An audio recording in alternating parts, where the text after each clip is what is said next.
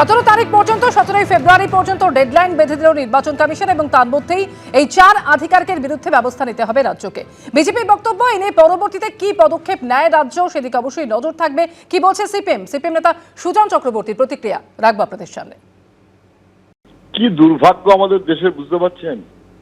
নির্বাচন কমিশনের মতন একটা নাকি সর্বশক্তিমান সংস্থা ঠুটে যখন দাঁত নেই, নখ নেই, কোনো কিছু নেই, শুধু বিজেপির দালালি করা পরিষ্কার হয়ে গেল। প্রথমত জানতে চাইলো, তারপর অ্যাকশন নিতে বললো, তারপর সাসপেন্ড করতে বললো, এফআইআর করতে বললো।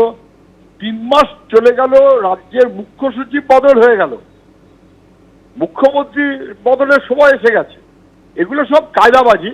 আরেকবার ডেডলাইন দিয়েছে, আবার ডেডলাইন দেবে, আবার ডেডলাইন দেবে, তারপর দেখা যাবে দুজনকে সাসপেন্ড করবে। ওতে কাজের কাজ কিছু হচ্ছে না, অল বোগাস। নির্বাচন কমিশন যে অপদার্থ আরো একবার স্পষ্ট হচ্ছে। সরাসরি কথা বলবো এই মুহূর্তে রুমা পাল আমাদের সঙ্গে রয়েছেন। রুমা, এর আগেই আমরা জানি এফআইআর দায়েরের নির্দেশ দিয়েছিল নির্বাচন কমিশন, কিন্তু সেই এফআইআর দায়ের এখনো পর্যন্ত হয়নি, যার পরিপ্রেক্ষিতে ডেকে পাঠানো হয় মুখ্য সচিবকে। আর এবার একেবারে সময় বেঁধে ডেডলাইন বেঁধে দিল নির্বাচন কমিশন। ঠিক কি নির্দেশ দেওয়া হয়েছে?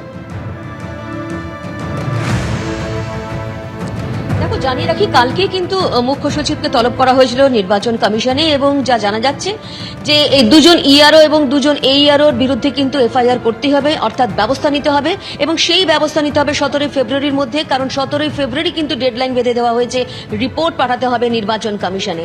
আবারও কিন্তু নির্বাচন কমিশন নিজেদের অবস্থায় অনড় এবং রাজ্যকে তারা বারবার বলেছেন যে এই বিষয়ে কিন্তু তারা ব্যবস্থা নিক। কারণ গত অগস্ট মাস থেকে আমরা দেখতে পাচ্ছি যে এই ধরনের কিন্তু ব্যবস্থা নেওয়ার জন্য নির্বাচন কমিশনকে বারবার কিন্তু রাজ্যকে বলা হচ্ছে এবং সেই সময়ও কিন্তু মুখ্য সচিবকে ডাকা হয়েছিল নির্বাচন কমিশন, দিল্লিতে নির্বাচন কমিশনে ডাকা হয়েছিল এবং সেক্ষেত্রে বলে রাখি যে বারবার কিন্তু বলা হয়েছিল 2 ইআরও এবং এইআরওর বিরুদ্ধে কিন্তু ব্যবস্থা নেওয়ার ক্ষেত্রে।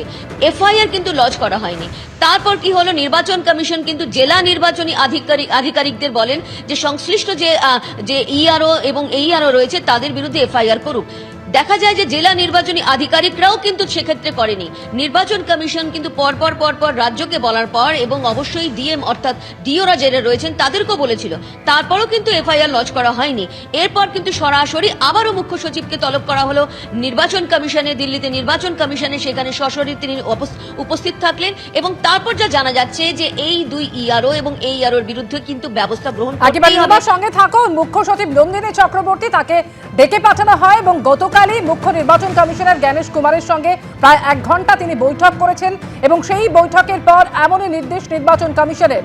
4 অফিসার এবং 1 ডেটা এন্ট্রি অফিসারের বিরুদ্ধে এফআইআর এর নির্দেশ অমান্য, বসিরহাট 2 এর বিডিওকে সাসপেন্ডের নির্দেশ অমান্য করার অভিযোগ, 3 ইলেকটোরাল রোল অবজারভারকে বদলির নির্দেশ খারিজের নির্দেশও অমান্যের অভিযোগ।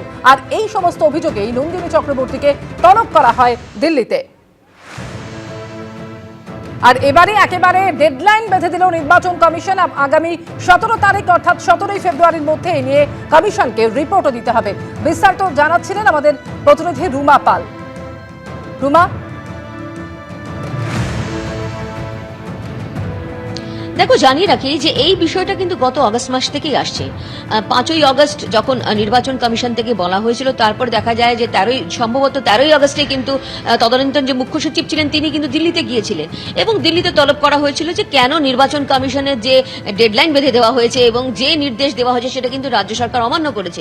সেক্ষেত্রে মুখ্য সচিব গিয়েছিলেন, পরবর্তীতে আবার রাজ্য সরকার আবার চিঠি পত্র আদান প্রদান হয়।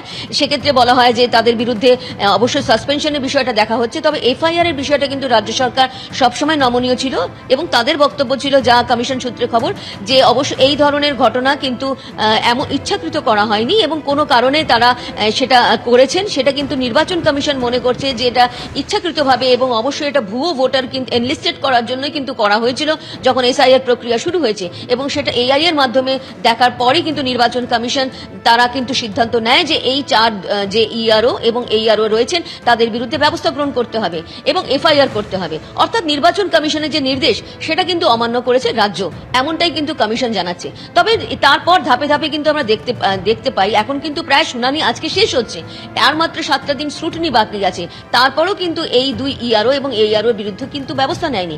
দেখো, প্রথমে একটু মনে করিয়ে দিই যে এটা কিন্তু একটা প্রথম লিস্ট ছিল, তারপরে কিন্তু আরো অনেক লিস্ট নির্বাচন কমিশন এসেছিল যাদের বিরুদ্ধে কিন্তু ব্যবস্থা গ্রহণের করতে হবে বলা হয়েছিল, কিন্তু সেটা কিন্তু করা হয়নি। প্রথম লিস্ট সেই গত অগস্ট মাস থেকেই ঘুরছে এবং সেই পরেও কিন্তু দেখা যাচ্ছে যে মুখ্য সচিবকে তলব করা হচ্ছে এবং বারবার বলা হচ্ছে যে রাজ্যের তরফ থেকে ব্যবস্থা নিতে। অর্থাৎ প্রশ্ন উঠছে, তাহলে কি নির্বাচন কমিশন শুধুমাত্র নির্দেশ দিয়েই কি তারা থাকছেন, কোনোভাবে ব্যবস্থা গ্রহণ করছেন না? অন্যদিকে রাজ্যের তরফ থেকেও কিন্তু তাদের চিঠি আদান প্রদান হচ্ছে যে তারা এই ধরনের যে নির্বাচন কমিশন নির্দেশ দিয়েছে তারা সেই ব্যবস্থা নিচ্ছে। তবে নির্বাচন কমিশন নির্দেশ দিয়েছে এফআইআর করার ক্ষেত্রে, সেটা কিন্তু রাজ্য নেয়নি। এখন আবারও নির্দেশ দেওয়া হয়েছে, ডেডলাইন বেঁধে দেওয়া হয়েছে, 17 তারিখ ডেডলাইন বেঁধে দেওয়া হয়েছে এবং রিপোর্ট দিতে হবে 17 তারিখ। অর্থাৎ 17 তারিখের মধ্যেই কিন্তু এই 4 আধিকারিকদের বিরুদ্ধে ব্যবস্থা গ্রহণ করতে হবে।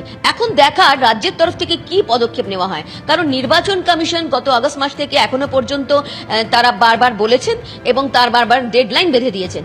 একটা এই প্রসঙ্গে কথা বলে রাখি, যেমন কালকে যখন ভিডিও কনফারেন্স হয়েছে এবং সেখানে দেখা গেছে মুখ্য নির্বাচন কমিশনার কিন্তু রীতিমতো যে জেলা নির্বাচনী আধিকারিক রয়েছেন তাদেরকে কিন্তু বিদেশি যারা ভোটার সংযোজনের ক্ষেত্রে কিন্তু একটা হুঁশিয়ারি দিয়েছে। কি হুঁশিয়ারি দিয়েছিল? সেখানে বলেছিল যে 1 বছর 2 বছর 5 বছর পরও কিন্তু তাহলে তাদের বিরুদ্ধে ব্যবস্থা গ্রহণ করতে পারবে কমিশন।